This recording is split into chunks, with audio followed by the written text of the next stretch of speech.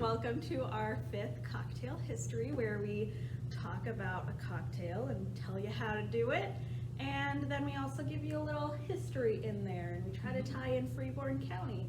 Hi, I'm Risha Lilienthal. I'm the collections and exhibit person here at the Freeborn County Historical Museum, Library, and Village, and with me today is a guest. This is my brother, Michael Lilienthal. Hi. He's super snappy. I love him.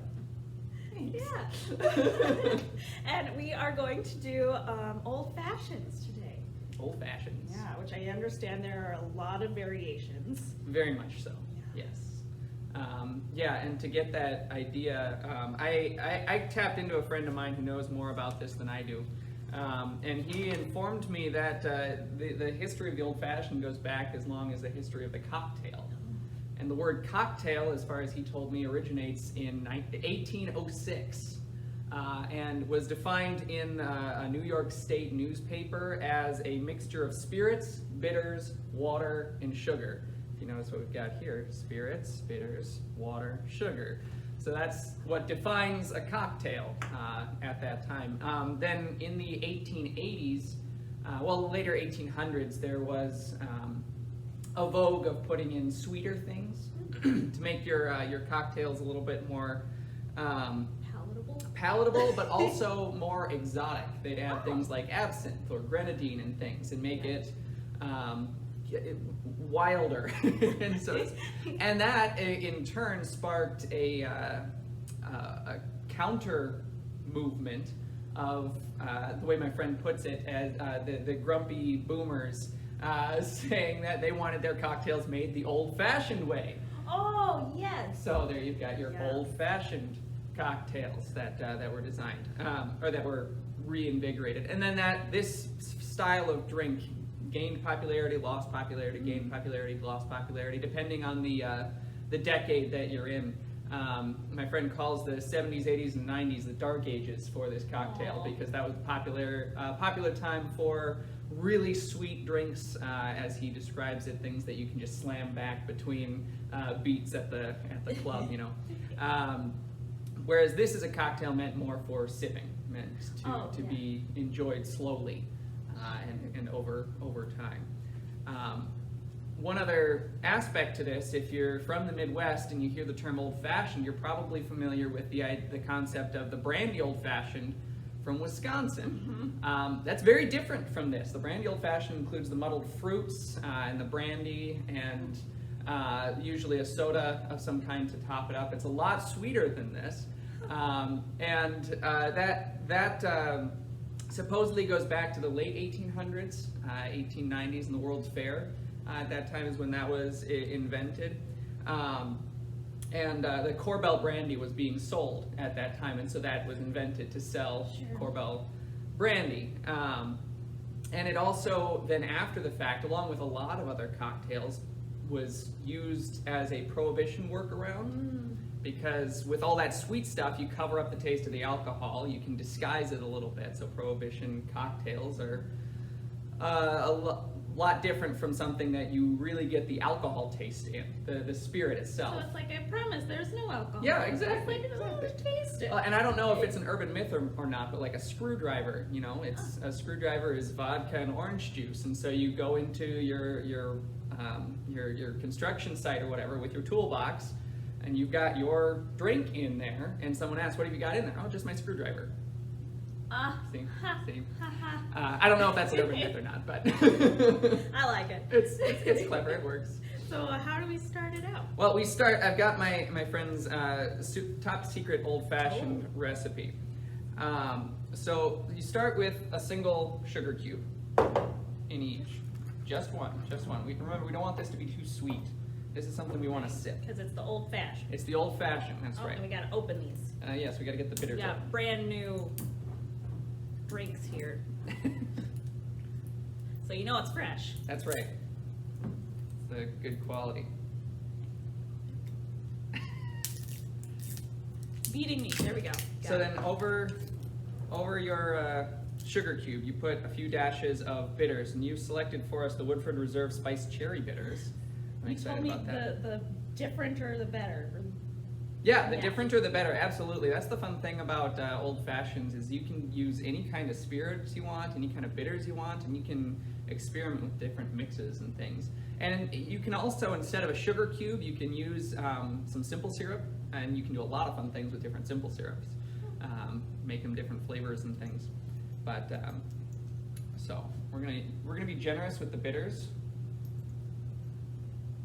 That's fun. Put it right over the sugar cube, get it soaked in there. And while it's sitting there, we let it kind of soak so that it gets all in. So the sweet and the bitter, which you get that balance of tastes there, can meld together in there. Well, and you were talking about like the old guys that were talking about how they wanted it the old-fashioned way. That's right, They didn't that's right. like how they were doing it. I read an article about, I think it was the New York Savoy, when some guy went in and he was reminiscing about before the Depression, how you would get like these items and then they would give you the whole bottle Oh, sure. and you could just keep refilling it. Sure. And he's like, and that only cost like a very small amount. You're right. And he's like, and now everything costs so much, and it doesn't even taste right, you know? Sure, sure. So. Well, something that you can wind up doing with something like this, with the sugar cube and everything, is you wind up with kind of some silt at the bottom. You know, you've got some remnants, and so you can just add more liquor to it, and you've Keep got your going. yeah, just keep going. It works. All right, we've let that sit for a little bit. We add just a splash of water that'll help it dissolve.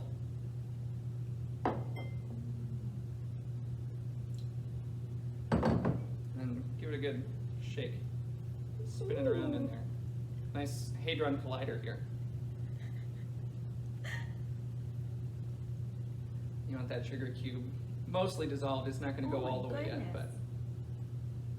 Okay, and I mentioned the Depression, which I mean, I think about a collection. Oh, hear that? Okay, a collection item we have been collecting a couple of times are those stamps oh, that sure. happened during like World War I, II, and the Depression as well. You know, the rationings, and I think they're really, really neat. And the fact that you still had alcohol during that time, it reminds me. Here, we're in a quarantine and like a pandemic, not necessarily full quarantine, but Right. like liquor stores are still open. We still want our liquor. Yeah. Yeah, absolutely. It's like throughout time we've always been like, this is a fun thing. Right, right. It's something you have fun with. All right, my sugar cube is almost gone there. How's yours? Pretty good. Very good, very good. Woohoo! All right. Then we add the spirits, and you've got a proper number 12 Irish whiskey. This is a very good whiskey. Whew, I love the pop. Yes. All right, I'm gonna eyeball this. There you go. Thank you. Give that a little stir. You know. Fancy bar techniques here I'm learning. Yeah, right. Swirl that around. It's less invasive than stirring or shaking. Ah, see, we're fancier. Yeah, that's right. That's right. We're classier We than also that. like. Yep. we- Yeah, right. Ah, All right, then we'll cool it off. Have a few ice cubes. so the ice goes in second, or last. Last. Yep. Put that in last. Is that kind of like the cereal after milk pour instead of the? Sure. Yeah. I mean, Oh, I mean, the ice has less time to melt then and water it that's down fair. before you start drinking That's it. fair. Yeah. You can also do like one giant ice cube and that melts Those slower are too. fun, like the That's- huge cubes. The huge cubes or spheres. Yep. Those are really fun in this. So are these? Is this good? This Good is to we're go? good. We're good. We Alrighty, got our let's old go. fashioned. So Cheers. yeah. That's nice with that cherry bitters. That's probably the best old fashioned I've had. Good job. I do like the cherries. Right? That's really nice. Yeah. Good pick. Mhm. That's very good. Mm.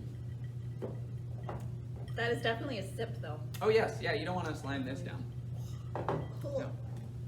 That's a lot of whiskey to just slam. That's right. You take it easy on it.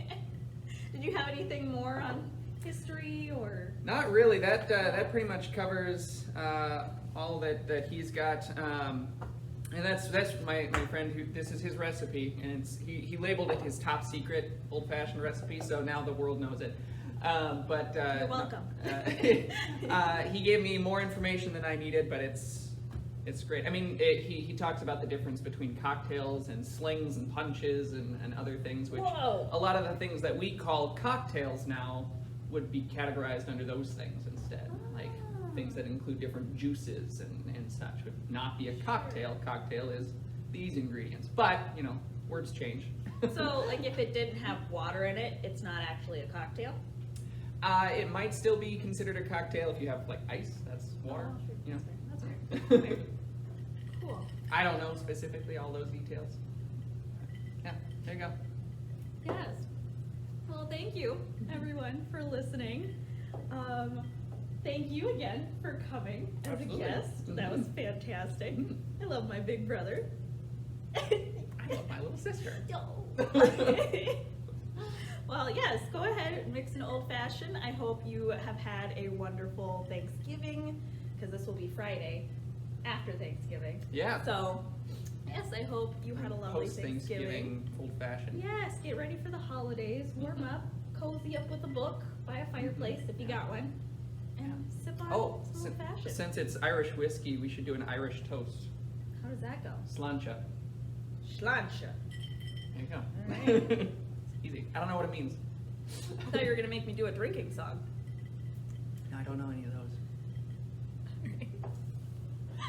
Well, thank you. Bye.